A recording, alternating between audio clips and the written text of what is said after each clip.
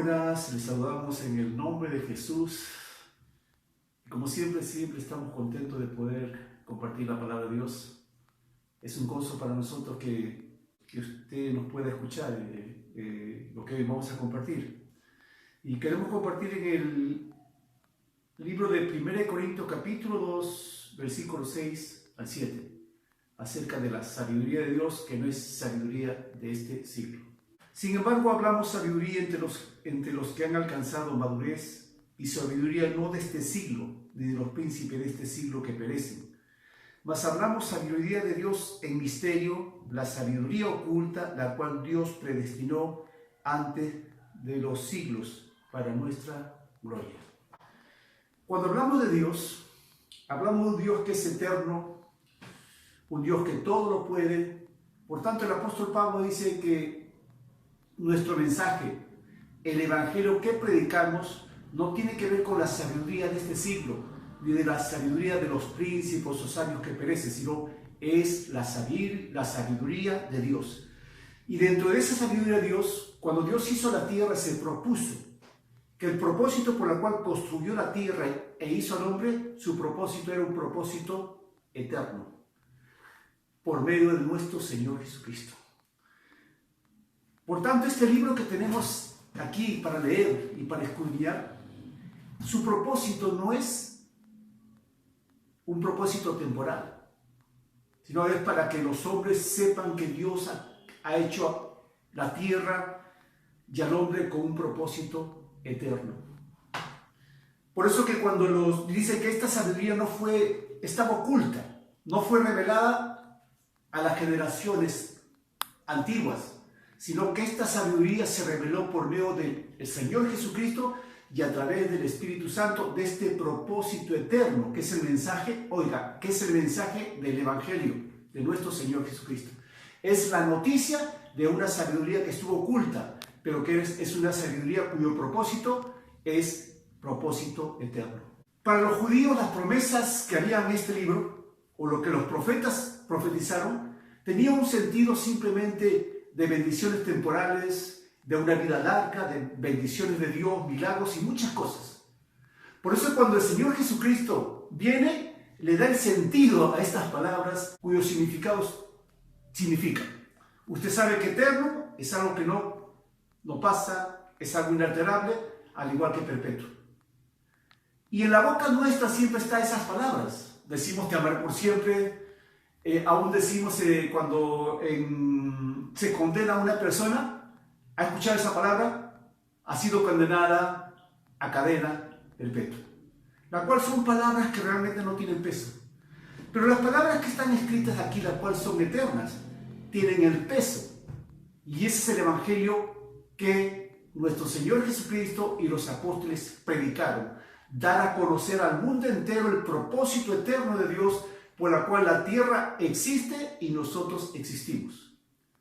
Cuando el Señor Jesucristo viene y dice estas palabras, de cierto os digo, el que en mí cree no verá muerte. Le da ese sentido, la cual la Biblia quiere darle sentido, el propósito de Dios que es eterno. ¿Y sabes cuál le responden los judíos? Ahora sabemos que tienes demonio, porque Abraham murió, los profetas murieron, y tú dices, el que en mí cree no morirá. ¿Se dan cuenta? Las palabras que Jesús habló eran palabras que tenían peso. Porque las palabras que nosotros hablamos, que tienen que ver con esas palabras de eternidad, no tienen peso en nuestra boca. Simplemente son palabras.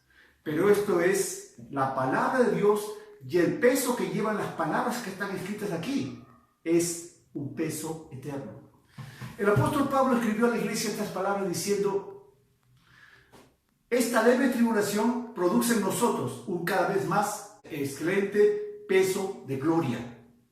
Y por eso el apóstol Pablo, cuando habla de aquellos que han creído este mensaje, este propósito eterno de Dios para sus vidas, dice estas palabras: nosotros no somos aquellos que retrocedemos, sino aquellos que perseveramos para la preservación de nuestras almas. Por tanto, cuando nosotros predicamos el Evangelio de nuestro Señor Jesucristo, Aquellos que aceptan el mensaje están aceptando el propósito eterno de Dios para sus vidas. Pero aquellos que desprecian el mensaje que predicamos, que ha sido predicado debajo del cielo hasta el día de hoy, simplemente están rechazando ese propósito eterno para la vida del hombre.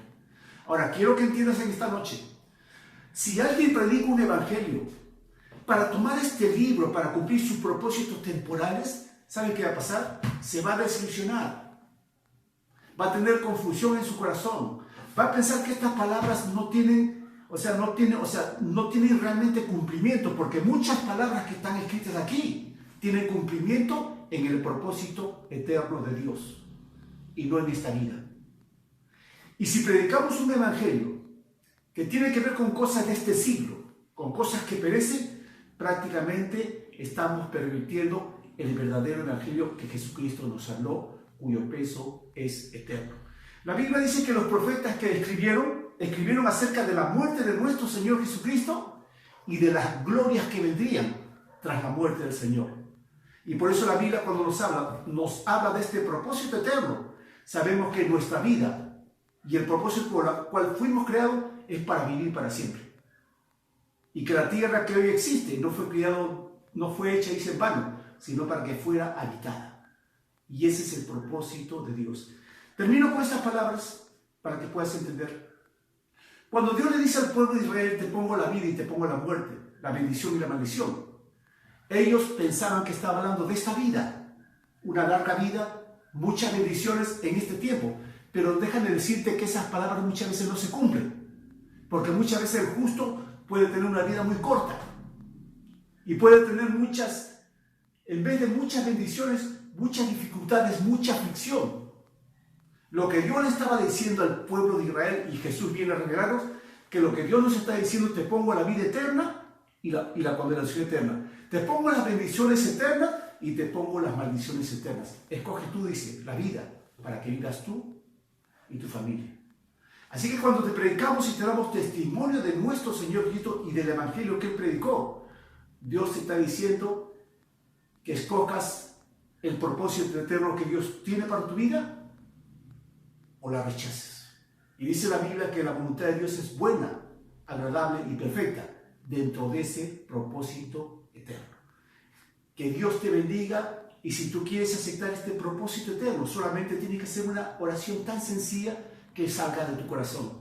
Señor Jesucristo, yo creo en tu palabra y yo quiero que me des ese propósito eterno, Señor, y que tu Espíritu Santo me dé testimonio de ese propósito eterno que yo no quiero rechazar. Yo quiero que ese propósito eterno sea para mí y para mi familia. Que Dios te bendiga.